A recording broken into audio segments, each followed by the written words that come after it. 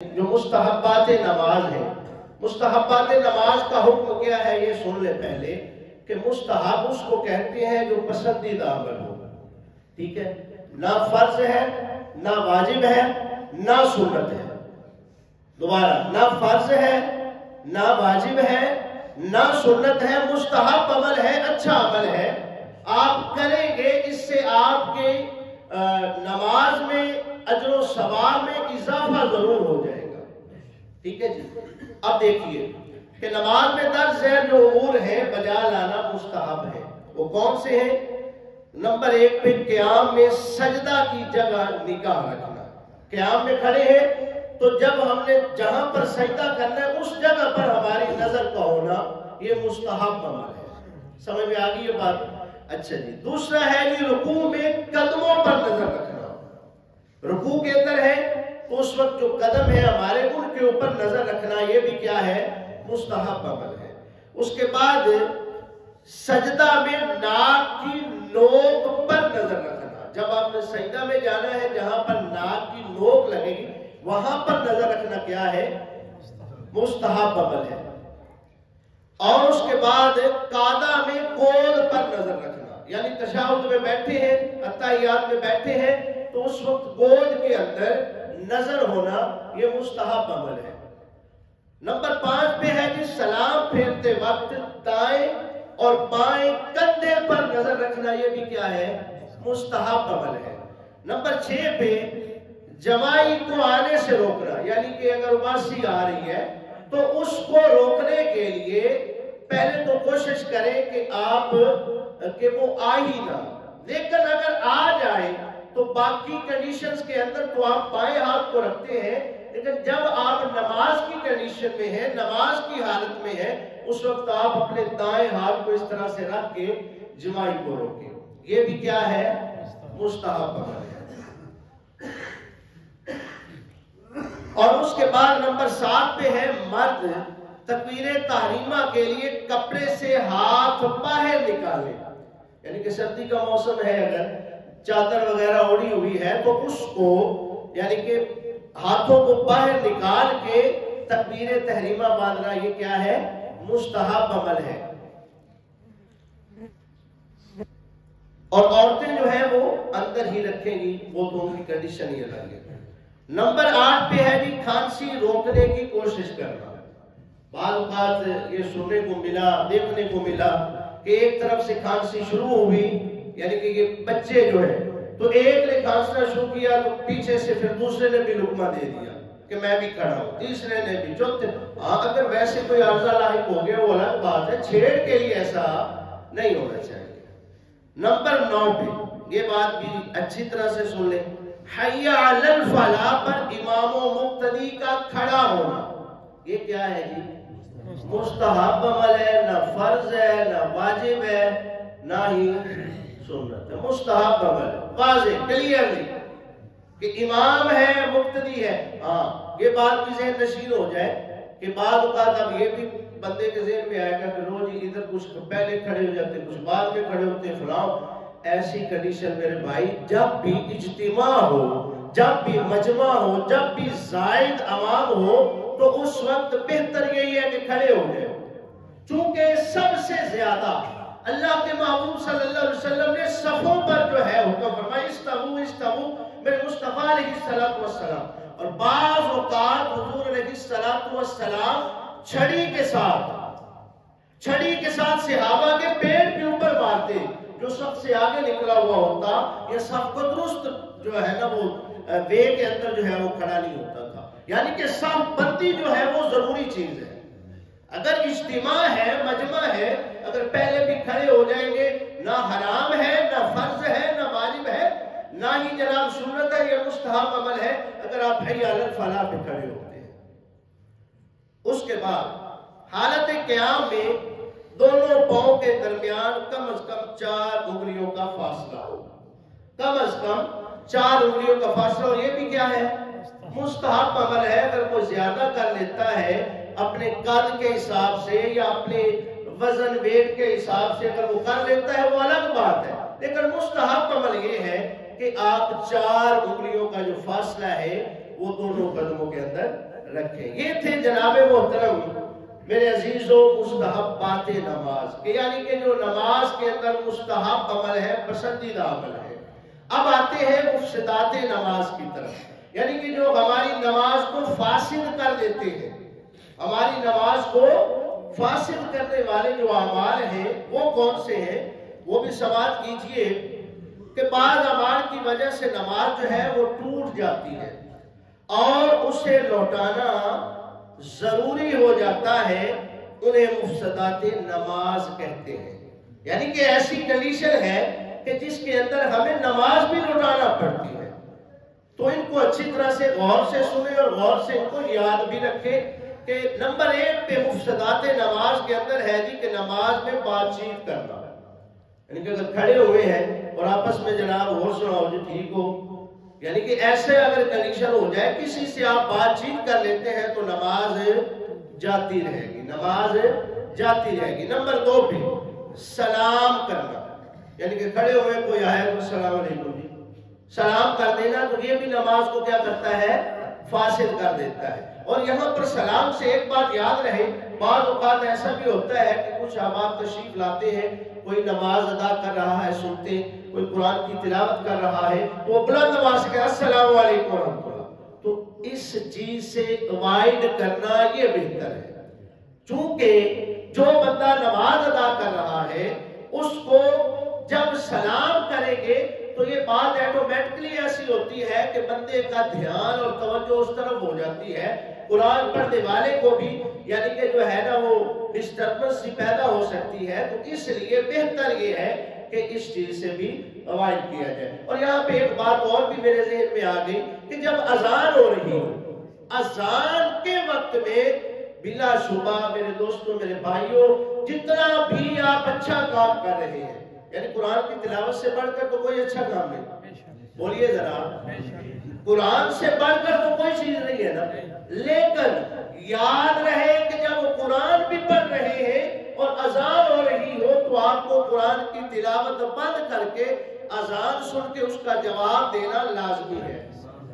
اس لیے باقی باتیں تو ہیں ہی ہماری عام روٹین کی، تو اس لیے ان چیزوں کو تو اوائڈ کرنے کی ہی ضرورت ہے، قرآن سے بڑھ کر کوئی چیز نہیں۔ قرآن کا جب حکم آ گیا کہ آپ بند کر لیں تو پھر باقی باتیں تو بند ہونا ضروری ہے۔ اور سلام کا جواب دینا، یعنی کہ اگر کوئی آیا باہر سے سلام کر دیا اور نماز کے اندر ہی وعلیکم السلام کہہ دے تو نماز کیا ہو جائے گی؟ جاتی رہے گی، نماز فاسد ہو جائے گی۔ اس کے بعد درد اور مصیبت کی وجہ سے آہو پکار کرنا یا اف کہنا، یعنی کہ درد ہے گھٹنے میں کہیں بھی آہ کہہ دینا، اف کہہ دینا، تو اس سے بھی نماز کیا ہے جی؟ فاسد ہو جائے گی۔ ہاں اگر جنت کا ذکر ہے، دوزخ کا ذکر ہے اور اس میں آپ کے آنسو آ جاتے ہیں تو ایسی کنڈیشن میں نماز نہیں جائے گی، ایسی کنڈیشن میں نماز آپ کی فاسد نہیں ہوگی۔ یہ آہو بکا اپنی درد کی وجہ سے جب ہوگا تب یہ نماز جاتی رہے گی۔ نمبر 5 پہ ہے چھینک آنے پر الحمدللہ کہنا۔ جیسے چھینک آتی ہے نا تو ہم کہتے ہیں کہ جناب الحمدللہ، چونکہ یہ مسلمان کی جو حقوق ہے ان میں یہ چیز شامل ہے، سلام کا جواب دینا یا چھینک کا جواب دینا، لیکن نماز کی حالت میں ہم چھینک کا جواب بھی نہیں دیں گے، نہ ہی خود چھینک آئے تو یہ نہ کہ چھینک آئی تو ساتھ کہہ دیا الحمدللہ، نہیں، نماز کی حالت میں آپ ایسا کام نہیں کریں گے، اگر ایسا ہو جائے گا تو نماز جاتی رہے گی۔ اچھا جی، اب آگے ہے نمبر 6 پہ کسی کی چھینک پر یا رحمک اللہ کہنا، یعنی کہ جیسے ہم جواب دیتے ہیں نا یا رحمک اللہ، تو ایسی بھی حالت نہیں ہونی چاہیے، اگر ایسے کریں گے تو نماز جاتی رہے گی۔ یا کوئی یا رحمک اللہ کہتا ہے تو اس کے جواب میں یہدیکم اللہ ویصلح بالکم یہ کہہ دینا، اس طرح سے بھی نماز جاتی رہے گی۔ اچھا جی، اب آگے ہے کہ کوئی بری خبر سن لینا، یعنی کہ ادھر کسی کا اعلان ہو گیا یہ فلاں فوت ہو گیا، آپ ساتھ ہی جناب نماز میں انا للہ و انا الیہ راجعون یہ شروع کر دیں تو اس سے بھی نماز کیا ہوگی؟ فاسد ہو جائے گی، نماز جاتی رہے گی اور نماز کا لوٹانا ہمارے اوپر لازم ہو جائے گا۔ اچھی خبر پر الحمدللہ کہنا، کوئی اچھی خبر سنی تو جناب اللہ کا شکر ادا کرنا شروع کر دے، یہ بھی نہیں۔ اچھا جی، قرآن کو دیکھ کر پڑھنا، اس سے بھی نماز جاتی رہے گی. اگر آپ قرآن کو دیکھ کے سامنے پڑھ رہے ہیں اور نماز ادا کر رہے ہیں کہ چلو اچھی طرح سے میں سورۃ یاسین کی تلاوت کر لوں، نماز کے اندر زیادہ اجر و ثواب ہے، تو اس کنڈیشن میں بھی نماز کیا ہے جی؟ جاتی رہے گی، فاسد ہو جائے گی.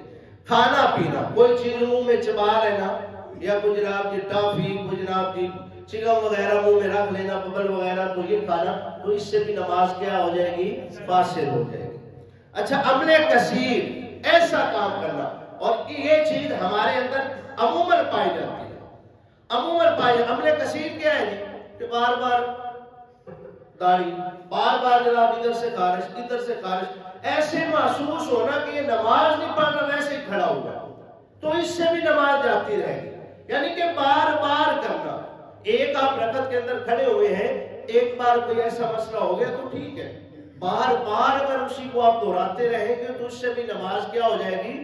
جاتی رہے گی. لیکن یہ بھی ذہن نشین رہے کہ اگر کسی کو کوئی عارضہ لاحق ہے، کوئی مرض میں مبتلا ہے، تو اس سے جناب محترم بری و ذمہ ہوگا. یہ بھی بات ذہن نشین رہے. یہ نہ ہو کہ آپ فتویٰ لگا دیں کہ اس کی بھی نماز گئی، کوئی ایسے کنڈیشن ہو سکتی ہے. اچھا، اب آگے ہے نمازی کا اپنے امام کے سوا کسی اور کو لقمہ دینا. یعنی کہ اگر ایک مثال کے طور پہ کوئی تراویح پڑھ رہا ہے اور آپ ادھر نماز پڑھ رہے ہیں، تو آپ جناب محترم جو ہے وہ لقمہ دے دیں، تو اس کنڈیشن میں بھی اگر آپ نماز کی حالت میں، تو آپ کی نماز جاتی رہے گی، فاسد ہو جائے گی. اچھا جی، نمبر 13 پہ یہ بھی اچھی طرح سے ذہن میں رکھیں، کہا لگا کے ہنسنا، اس سے بھی نماز جاتی رہتی ہے. یعنی کہ اونچی اونچی آواز سے آپ لگائیں گے کہتا تو پھر ہی جائے گی. ہاں، آپ خود بھی اس کی آواز سن لیتے ہیں یا ساتھ والا اس کی آواز سن لیتا ہے، تو ایسی کنڈیشن میں وہ آپ کا کہکا ہی شمار ہوگا، اور آپ کی نماز جو ہے وہ کیا ہو جائے گی؟ فاسد ہو جائے گی، اور دوبارہ نماز کو لوٹانا یہ ضروری ہو جائے گا. یہ تھے میرے دوستو بھائیو 13 عمل ایسے ہیں کہ جو مفسدات نماز ہیں، یعنی کہ نماز کو فاسد کرنے والے ہیں. اب آتی ہے مکروہات نماز کی باری. یعنی کہ یہ ایسے امور ہیں جو نماز کو ناقص کر دیتے ہیں.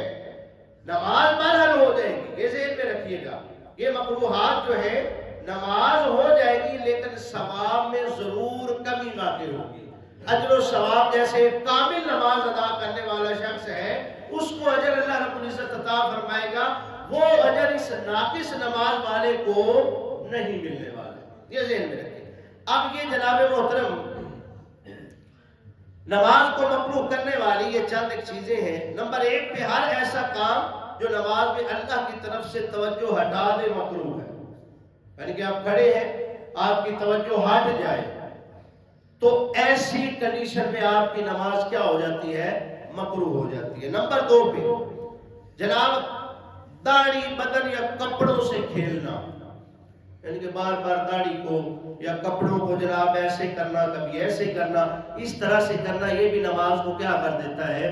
مکروہ کر دیتا ہے. نمبر 3 پہ ادھر ادھر منہ پھیر کر دیکھنا، کون آ رہا ہے، کون جا رہا ہے. اور یہ عموماً جو ہے نا ہمارے بچے جو ہیں وہ ایسے کر لیتے ہیں کہ جناب کھڑے ہیں، ادھر بھی دیکھ رہے ہیں، ادھر بھی دیکھ رہے ہیں، کوئی دیکھے نہ دیکھے، شبیر کی آنکھ دیکھے، تو یہ ہمارے جو بچے ان کی آنکھ بھی ادھر ادھر دیکھ رہی ہوتی ہے، تو یہ بھی نماز کو مکروہ کرنے والی چیز ہے. نمبر 4 پہ آسمان کی طرف دیکھنا. آپ نماز میں کھڑے ہیں، آسمان کی طرف دیکھنا شروع کر دیں، تو یہ بھی نماز کو کیا کر دیتا ہے؟ مکروہ کر دیتا ہے. نمبر 5 پہ